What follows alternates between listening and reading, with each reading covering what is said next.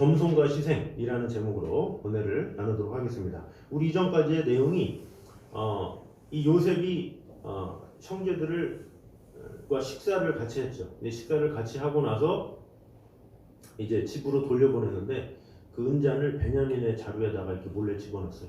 근데 그것을 이제 이 야곱의 아들들은 그거를 알지 못한 채 곡식과 그런 것을 들고 가다가 갑자기 이제 요셉의 상황이 이제 얘기를 한 거죠. 야, 너네 뭐 훔쳐갔지? 그랬더니 그런 일 없다고 막 했는데 그 만약에 자루에 혹시 누가 훔쳤으면 우리가 다 종이 되겠다 그랬는데 정말로 마지막에 베냐민의 자루에 금잔이 발견된 거죠. 그래서 어떻게 이런 일이 일어날 수 있느냐 하면서 옷을 찢고 지금 요셉이 있는 곳으로 가는 장면이 저번 주까지고, 오늘은 그 요셉에게 도달해서 이제는 완전히 어떻게 말할 수가 없잖아요. 그래서 이제 베냐민만 이제 요셉이 종이 될 수밖에 없는, 애굽 총리의 종이 될 수밖에 없는, 지금 야곱의 아들들은 영문도 모르고 그냥 지금 베냐민만 잃으면 안 되는데 그 베냐민을 잃게 생긴 거예요. 그 절제절명의 위기 상황에서 지금 오늘 본문이 나오고 있다라는 것이죠. 그래서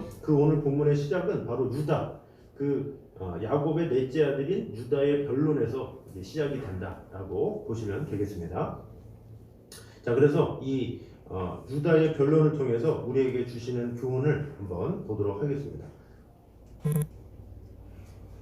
자, 먼저 같이 한번 읽겠습니다. 시작. 잘못을 책임지려는 자세를 가져야 한다. 자, 잘못을 책임지려는 자세, 유다에게 있었죠. 자, 16절을 한번 읽도록 하겠습니다. 시작. 유다가 말하되 우리가 내 주께 무슨 말을 하오리이까? 무슨 설명을 하오리이까? 우리가 어떻게 우리의 정직함을 나타내리이까? 하나님이 종들의 죄악을 찾아내셨으니 우리와 이 잔이 발견된 자가 다 내 주의 노예가 되겠나이다. 아멘. 자, 이 유다는 뭐라 그랬습니까? 이 베냐민의 자루에만 이 잔이 발견됐는데 그것에 대해서 같이 책임지겠다 이렇게 얘기를 하고 있어요. 제 책임입니다.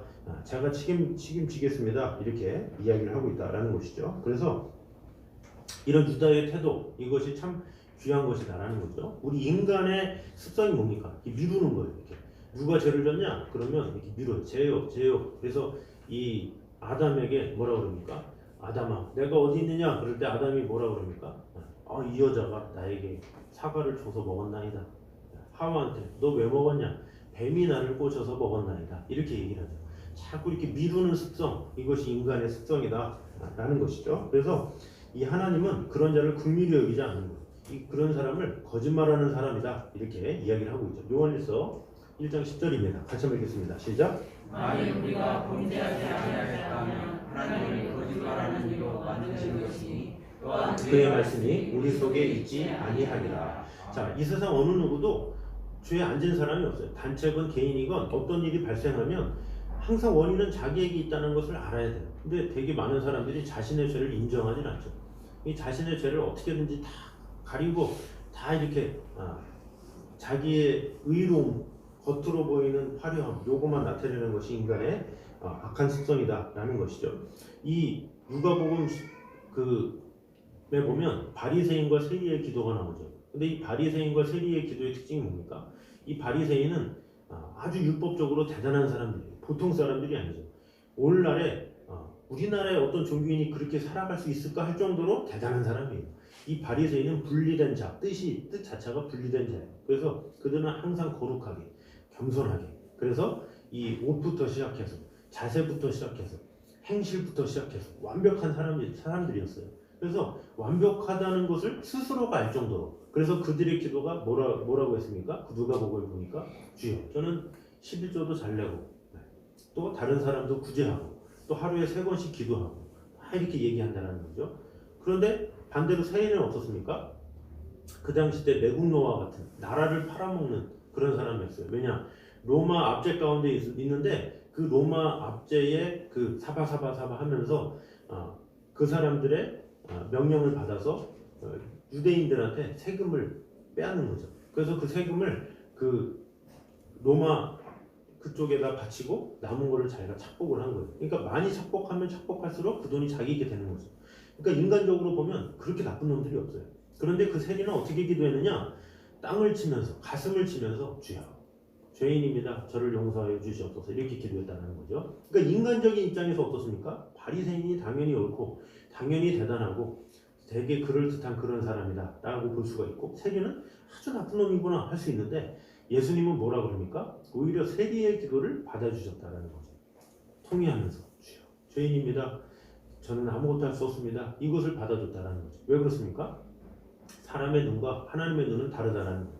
사람의 눈은 겉으로 보이는 그거 보고 옷 모습 가지고 태도 가지고 행동 가지고 그거 가지고 그 사람을 판단하지만 우리 하나님은 중심을 본다라는 거죠.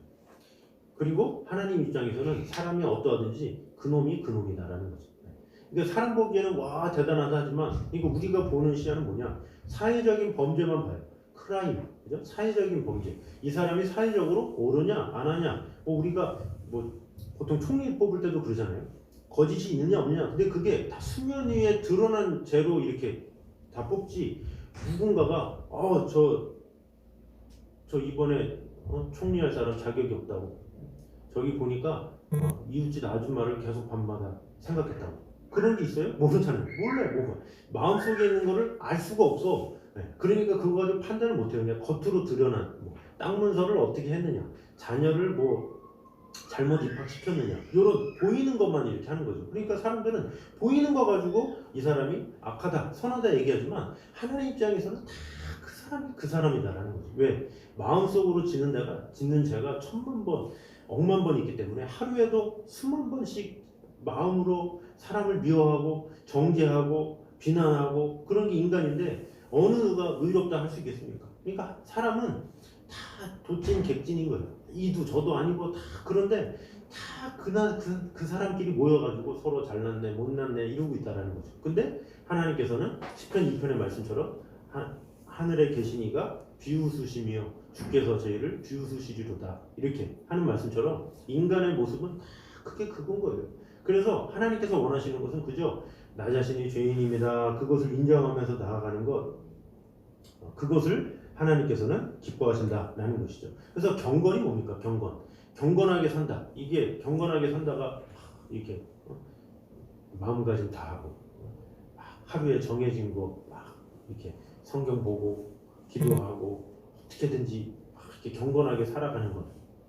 막 할 거 안 하고 막 도를 지키면서 돼지고기도 안 먹고 그런 분들이 있어요. 너무 믿음이 좋아서 돼지고기도 안 먹어요. 안식교만 안 먹는데 기독교인들 중에서 너무 믿음이 좋아서 돼지고기 안 먹어요. 만두는 잘 드시는데 희한하게 돼지고기는 안 먹어요. 근데 그런 거를 왜 해요?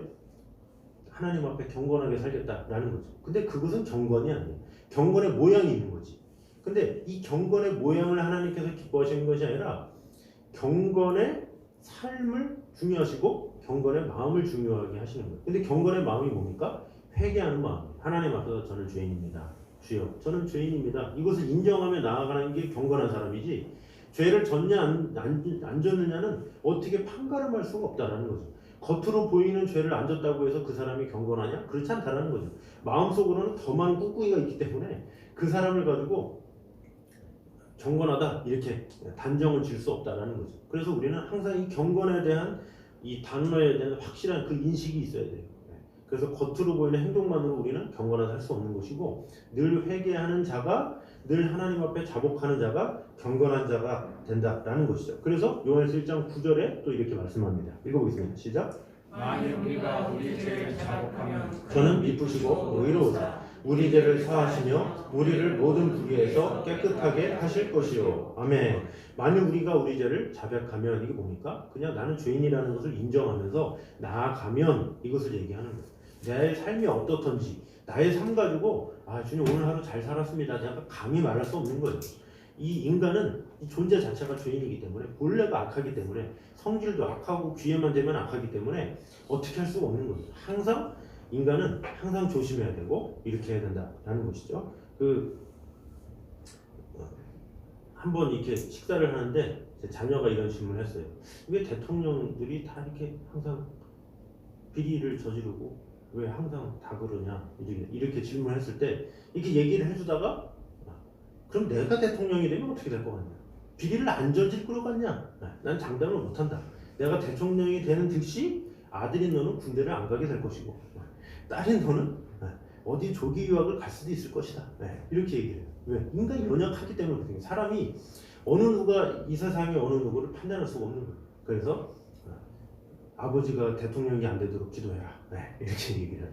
그러니까 그만큼 인간은 그 위치에 있으면 어떻게 될지 모르기 때문에 항상 조심해야 되고 항상 나는 죄인이다 라는 생각을 항상 가져야 된다는 거죠. 그래서 내게 있어서의 어떤 것에 대해서도 나 자신에게 뿐만 아니라 어떤 단체에 무슨 일이 있다 그러면 책임지려는 그런 모습, 이것이 참 필요하다라는 것이죠. 그래서 이 형제가 둘이 싸우잖아요. 형제가 막 싸우면 그것에 대해서 미루면 어때요? 부모 입장에서는 엄청 가슴이 아프죠. 형이 그랬어요, 동생이 그랬어요, 뭐 누나가 그랬어요, 막 이러면 되게 보기가 싫잖아요, 그죠? 그런데 오히려 그런 상황에서 제가 잘못했어요. 이제 그러면 상황이 종료되는 거예요. 근데 그렇지 않으면 계속 되는 거죠. 이 모세의 위대함이 뭐에 있었냐? 우리 출애굽기 32절, 33절 한번 읽겠습니다. 시작. 그러나 이제 그들의 죄를 사하시옵소서. 그렇지 아니하시면 원하건대 주께서 기록하신 책에서 내 이름을 지워버려 주옵소서. 여호와께서 모세에게 이르시되 누구든지 내게 범죄하면 내가 내 책에서 그를 지워버리리라. 아멘. 자, 여기 보니까 그러나 이제 그들의 죄를 사하시옵소서. 그렇지 아니하시오면 원하건대 주께서 기록하신 책에서 내 이름을 지워버려 주옵소서. 이렇게 이야기를 하고 있어요.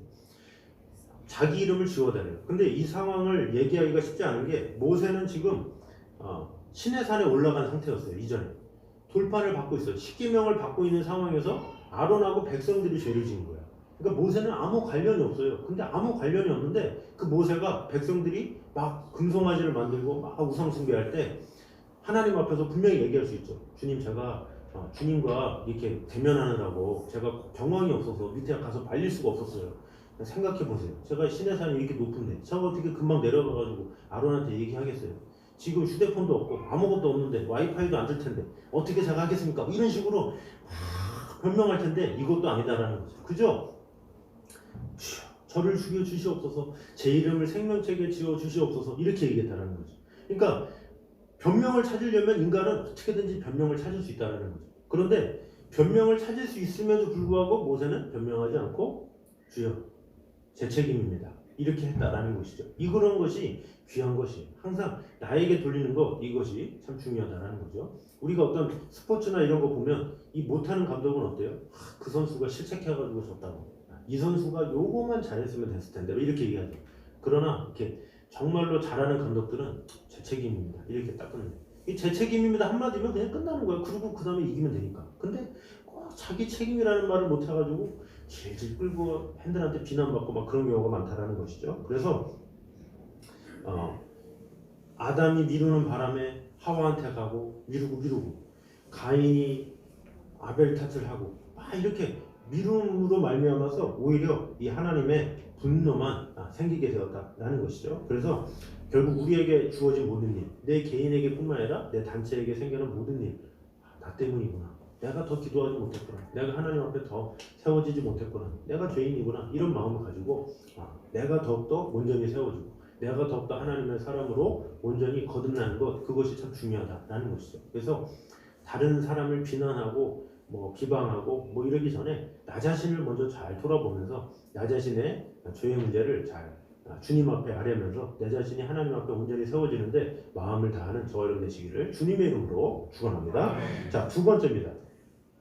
읽어보겠습니다. 시작. 겸손에는 다른 사람의 마음을 움직이는 힘이 있다. 자, 창세기 44장 18절 19절입니다. 한번 읽어보겠습니다. 시작. 유다가 그에게 가까이 가서 이르되 내 주여 원하건대 당신의 종에게 내 주의 귀에 한 말씀을 아뢰게 하소서. 주의 종에게 노하지 마소서. 주는 바로와 같으심이니이다. 이전에 내 주께 종되어 물으시되 너희는 아버지가 있느냐 아우가 있느냐 하시기에. 아멘. 자, 이거 보니까 유다가 이 애굽 총리한테 이렇게 얘기를 하고 있다는 거죠. 내 주여는 그 당시 때 주인님 이런 얘기, 주인님 이렇게 얘기하는 거고, 또 당신의 종에게 자기를 종이라고 그러죠. 내 주의 귀한 말씀을 아뢰게 하소서.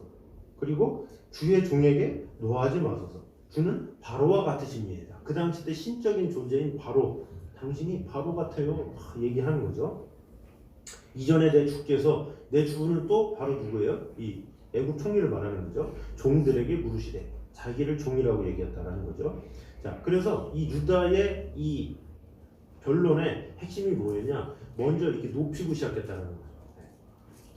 아우, 제가 딱 보기에 좀 젊어 보이는 것 같은데 당신 좀 내 말 좀 들어봐요. 뭐 이렇게 당연히 말하지는 않겠지만 어떤 태도가 상당히 중요하다. 어떻게 시작되느냐가 상당히 중요해. 그래서 우리가 누구를 대하든지 이렇게 높이면서 대하면 그 사람의 마음이 너그럽게 딱 이렇게 딱 가라앉기 때문에 말을 받을 준비가 돼. 근데 처음부터 딱 공격을 하면 그러면서 이 마음에 이렇게 또 다른 게 이렇게 달려올 수밖에 없는 것이죠. 그래서 이 유다의 탄원이 그래서 감동을 줄 수밖에 없다라는 것이죠. 그래서 이 우리의 이 겸손의 모습은 다른 사람에게 감동을 주게 된다라는 거예요. 우리 잠언 15장 1절 읽겠습니다. 시작. 유순한 대답은 분노를 쉬게 하여 과격한 말은 너를 격동하느니라. 맞는 말이죠. 자, 잠언 29장 23절입니다. 시작. 사람이 교만하면 낮아지게 되고 마음이 겸손하면 명예를 얻느니라. 아멘. 자, 그런데 이 모든 것을 적용할 때 누굽니까? 하나님 앞에서 우리가 적용해야죠. 우리가 기도를 할 때 어떻게 기도합니까? 우리가 액치식 기도, 우리가 재작년 한 3년 전 이렇게 교육할 때 많이 했었죠. 그게 뭡니까? 하나님 앞에 보통 우리가 기도할 때 주여 하면서 이게 자신의 많은 이야기를 하잖아요. 근데 이런 것보다 액치식 기도를 우리가 얘기했었어요. 아도레이션에서 찬양 기도. 이게 찬양 기도를 먼저 하자 이렇게 얘기했었죠. 그래서 찬양 기도하고 그 다음에 자백 기도하고 감사 기도하고 중보 기도하고 개인 기도하고 이렇게 순서대로 이렇게 해서 액치식 기도를 우리가 한번 한 적이 있어요. 이게 뭡니까? 찬양 기도. 여기에 자신의 주장이 나타납니까? 찬양 기도는 자신의 주장을 말하는 게 아니에요. 주여 위대하십니다. 주여 거룩하십니다. 주여 사랑이 많으십니다. 주여 홀로 높으십니다. 이런 것만 얘기하는 이게 찬양 기도. 이 찬양 기도로 10분이고 20분이고 만약에 기도한다 쳐봐요. 하나님의 마음이 어떻겠어요? 자기한테 뭔가를 구하는 게 아니라 하나님만 막 높이면 하나님의 마음이 어떻겠어요? 그래서 우리가 기도할 때 항상 이 찬양 기도가 참으로 중요한 거예요. 이 찬양 기도가 끝나면 뭐를 합니까?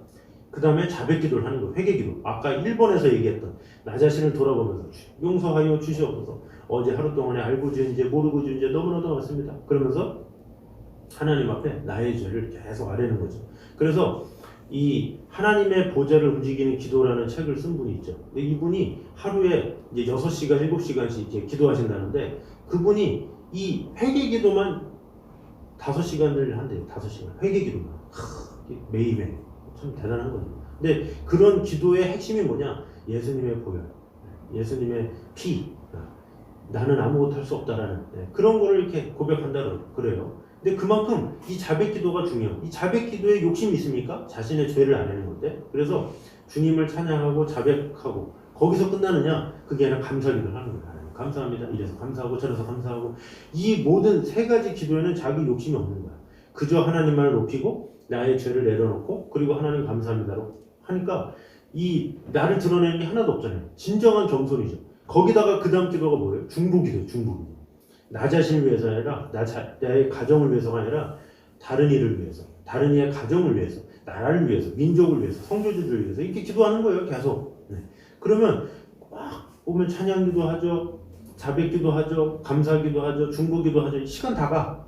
그러면 자기 기도할 시간 없어. 그래도 된다는 거죠. 왜? 하나님은 우리의 마음을 아시기 때문에 내가 찬양하고 자백하고 감사하고 중보기도 하는 동안에 하나님은 내가 너의 기도를 들었다 하는 거예요. 그래서 하나님 앞에서 진정한 겸손이 뭐냐? 나의 기도 제목 막 다 싸들고 가가지고 쏟는 게 아니라 오히려 하나님을 높이고 자백하고 감사하고 다른 이들을 위해서 중보할 때 하나님께서 그 마음을 아셔서 내 기도는 저절로 들어주는 거예요. 그래서 내 기도를 거창하게 할 필요도 없고 그것에서 말구할 필요는 하나도 없어요. 그냥 주님을 찬양하고 자백하고 감사하고 중보만 해도 돼요. 그래서 내 기도는 너무나도 그러면 그냥 이렇게 부탁만 하고 그냥 자기 기도는 안 하는 게 좋아요. 그래서 찬양 기도, 자백 기도, 감사 기도, 중보 기도 요거만 하면 돼요. 요거만 하다 가면 돼. 시간이 1시간밖에 없다. 그것만 풍성하게 해도 30분 동안 그것만 해도 되는 거예요. 그래서 자꾸 우리의 사고가 기도해야 되는데 그러면서 주여 제가 이런 문제가 있는데 다 소용없어요. 다 주님만 높이면 되는 거예요. 이게 진정한 겸손인 거예요. 이게 하나님이 다 아시잖아요. 그만큼 긴급한 거 아는데 야, 너 되게 급한 거 알고 있는데 나를 찬양하는구나. 너 되게 급한 거 아는데 자신을 잘 아는구나. 너 급한 거 아는데 감사하고 있구나. 너 급한 거 아는데 다른 사람을 위해서 기도하는구나. 그것을 하나님께서 기뻐하시고 마음을 열어주신다라는 것이죠. 그래서 우리 모두가 하나님 앞에 이렇게 기도할 때 먼저 겸손한 마음으로 하나님을 먼저 찬양하고 하나님 앞에 나 자신을 내려놓고 하나님께 감사하고 다른 이들을 위해서 먼저 기도함으로 말미암아 하나님의 마음을 잘 이렇게 녹여드리는 저와 여러분 되시기를 주님의 이름으로 축원합니다. 자, 세 번째는 읽어보겠습니다. 시작. 자신을 버리는 희생의 길이 곧 생명과 영광의 길이다. 자, 33절입니다. 유다의 변론. 시작. 이제 주의 종으로 그 아이를 대신하여 머물러 있어 내 주의 종이 되게 하시고 그 아이는 그의 형제들과 함께 올려 보내소서. 아멘. 자, 여기 보면 유다는 자신이 책임지는 것을 넘어서 자신을 희생시켜서라도 아버지 야곱이 사랑했던 그 베냐민을 구하고자 했다라는 것이죠. 그래서 이 희생으로 인해서 어떻게 됩니까? 결국에는 이 베냐민과 그 자신은 물론 다른 형제들과 기근 가운데 있던 온 가족의 생명까지도 구원하게 되었다라는 것이죠. 그래서 이 희생적인 중보 이로 인해서 어떻게 됐습니까? 결국엔 유다를 통해서 나중에는 예수 그리스도가 나요. 유다 족보를 통해서. 자, 보통 장자 중심이잖아요. 구약 때는. 그럼 당연히 루벤을 통해서 예수 그리스도가 나야 되는데 루벤도 아니요, 시므온도 아니요, 레위도 아니요, 넷째인 유다를 통해서 났다는 거죠. 근데 대부분 학자들이 어떻게 해서 그럴 수 있느냐 하는 것이 바로 이 유다의 이 희생 이로 인해서 그런 것이다. 이런 의견들이 많이 있다라는 것이죠. 만약에 여기서 유다가 자기만 살겠다고 그러면 어떻게 돼요? 아유, 뭐 베냐민만 이렇게 걸렸으니까 베냐민만 보내시죠. 막 그러면 자기 몸은 살았겠지만 집에 가서 평생 뭐 고개 들고 살 수 있겠습니까? 네. 이도저도 아니죠. 이 구속사가 일어날 수도 없고. 그러나 자신이 희생하고 오히려 자신이 책임을 지고 이렇게 생명 다 바쳐 이렇게 변론하면서 했을 때 결국에는 그를 통해서 결국에는 요셉의 마음이 더 뜨거워지고 그로 인해서 이 구속의 사역이 일어나게 되었다라는 것이죠. 그래서 참된 생명과 영광의 길은 이 자기 생명과 자기 유익에만 집착되는 것이 아니라 그래서 다른 사람을 희생시키는 것도 아니고 다른 사람의 생명과 유익을 위해서 자기를 희생시키는 것, 그것이 진정으로 하나님께서 기뻐하시는 일이라는 것이죠. 우리 누가복음 17장입니다. 시작. 무릇 자기 목숨을 보존하고자 하는 자는 잃을 것이요 잃는 자는 살리리라. 아멘. 자, 유다의 희생으로 인해서 그래서 예수 그리스도가 보게 됐다는 거죠. 어떻게? 자신의 희생함으로 말미암아 그 희생을 하나님께서 기뻐하시는 거예요. 그래서 하나님이 유다를 축복하시고 그 유다를 통해서 예수 그리스도가 나게 하셨다라는 것이죠. 주님께서도 어떻습니까? 자기 생명을 버리심으로 인류를 죄에서 구원하셨을 뿐만 아니라 자기도 죽음을 극복하고 부활하심으로 영광을 얻으셨죠. 그래서 죽으면 죽으리라. 이 에스더의 마음. 에스더가 죽으면 죽으리라 했는데 죽었습니까? 아니죠. 죽으면 죽으리라 했더니 오히려 자기도 살고 자기 백성도 살고 하나님의 백성이 그로 인해서 새로운 절기가 세워나서 오히려 하나님 앞에 영광이 되게 되었죠. 그래서 우리는 항상 내가 죽겠습니다. 이런 것은 내가 죽는 것 같지만 오히려 살게 되는 그런 일이 된다라는 것이죠. 그래서 우리는 항상 누구를 위해서 죽어야 됩니까? 나와 내 자식을 위해서는 누구나 다 죽을 수 있어요. 그러나 나와 상관이 없다 할지라도 공동체를 위해서 내가 속한 사회를 위해서 먼저 희생할 줄 아는 그런 모습, 이것이 참 중요하다는 거죠. 이것이 쉽지 않죠. 주님께서 은혜를 주셔야만 가능하죠. 그래서 우리는 항상 늘 기도해야 돼요. 주님께서 은혜를 주셔야, 그래서 예수님처럼 닮아가게 하여 주시옵소서. 우리의 기도가 늘 그렇게 해야 된다라는 것이죠. 그래서 우리가 간구할 때 제가 뭐 찬양기도 해라, 자백기도 해라, 감사기도 해라, 중보기도 했지만 마지막에 자기기도 한다면 그 마지막 자기기도는 그거예요. 주여, 주님 닮아가게 하여 주시옵소서. 요게 사실은 자기 개인 기도의 첫 제목이 돼야 되는 거예요. 자기 기도의 첫 제목이 내 자식, 내 건강, 이게 아니라 자기의 첫 제목이 주여, 주님을 닮아가게 하여 주시옵소서. 예수님처럼 살아가게 하여 주시옵소서. 이런 기도가 어떻게 보면 가장 하나님께서 기뻐하시고 하나님께서 원하시는 그런 기도다라는 것이죠. 그래서 우리는 늘 이웃을 위해서, 우리 세상을 위해서 희생하는 그런 모습이 있어야 된다라는 것이죠. 그래서 예수님께서 우리를 위해서 십자가 달려 돌아가시면서까지 희생했던 것처럼 우리의 삶도 다른 이들을 위해서 희생하고 헌신하고 내가 조금 더 손해보고 그로 말미암아 다른 이들이 유익을 얻을 수 있다면 그런 마음을 가질 때 하나님께서 그를 긍휼히 여겨주시고 은혜 주신다라는 것입니다. 자, 그래서 우리가 이 미랄이라는 찬양 우리 한번 가사를 보겠습니다. 우리 주보에 나와 있죠? 여기 보면 가사를 보면 세상을 구원하기 위해 흘려야 할 피가 필요하다면 죄인을 대신하기 위해 희생의 잼을 필요하다면 내 생명 제단 위에 드리기 주 영광 위에 사용하소서. 이런 고백이 그냥 찬양이니까 그냥 찬양해야 되겠다 이것이 아니라 나의 입술이 고백이 되게 해달라고 이렇게 기도하는 마음으로 하면 좋겠습니다. 2절에 보면 길 잃어 지친 양을 찾아 마음 상해 이리저리 헤매이는 한 영혼 찾아 아파하는 예수님 마음 내게 주옵소서. 예수님은 이 죽어가는 지금 그 영혼을 위해서 이 찾아 헤매면서 그런 마음이 있죠. 우리도 그런 마음을 달라고 늘 기도해야 된다라는 거지. 십자가 온 세상 위한 그 희생 눈물로 그 길 가게 하소서. 생명이 또 다른 생명 낳고 주님 볼 수 있다면 나의 삶과 죽음도 아낌없이 드리리. 죽어야 다시 사는 주의 말씀 믿으며 죽어야 다시 사는 주님 말씀 믿으며 이 참 믿음이 필요하다는 거죠. 하늘에 미랄되어 썩어지리니 예수님처럼 살아가게 하소서. 우리 이 찬양의 가사를 생각하면서 같이 찬양하면서 주님 내 삶이 그런 삶이 되게 하여 주시옵소서. 그런 기도 제목 가지고 같이 찬양하도록 하겠습니다.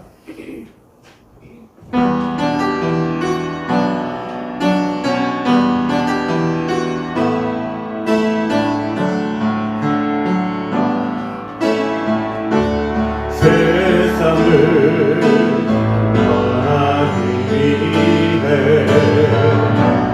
흘려야 할 피가 필요하다면 죄인을 대신하기 위해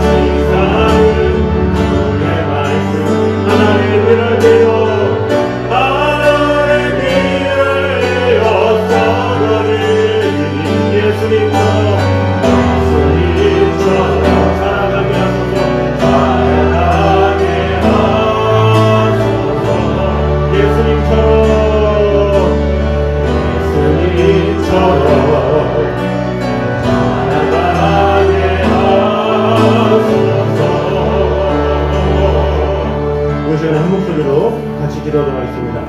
우리 같이 먼저 기도할 때 아버지 하나님, 먼저 내 자신이 잘못을 책임지려는 자세가 필요합니다. 다른 사람에게 미루는 것이 아니라 내가 죄인이고 내가 잘못된 것을 먼저 알아내며 주님 앞에 나의 연약한 모습을 먼저 나타내는 그런 자가 되게 하여 주시옵소서.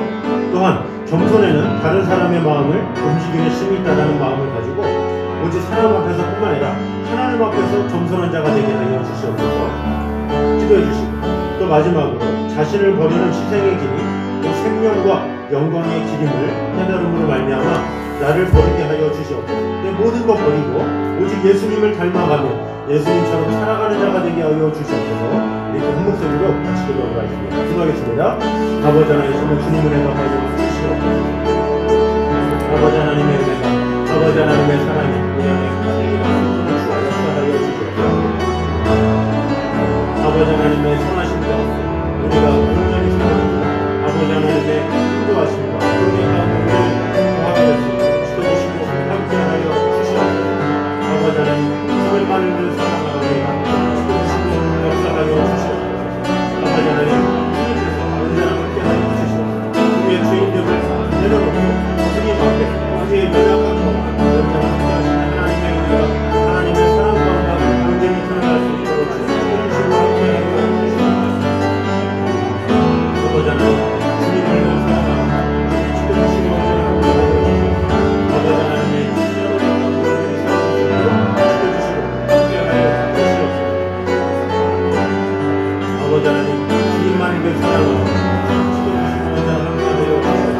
아버지 하나님의 하늘의 가운데 온전히 일어날 수 있도록 지켜주시고 함께하여 주시옵소서. 아버지 하나님, 정말 주님만 사랑하고 주님께서 지켜주시고 함께하여 주시옵소서. 우리의 연약함을 내어놓고 주 하나님만 바라보며 나아갈 수 있도록 주님을 인도하여 주시옵소서. 아버지 하나님, 나 자신이 죄인됨을 먼저 책임지는 자가 되기 원합니다. 우리는 세상 어느 상황에서도 연약할 수밖에 없는 연약한 자들입니다.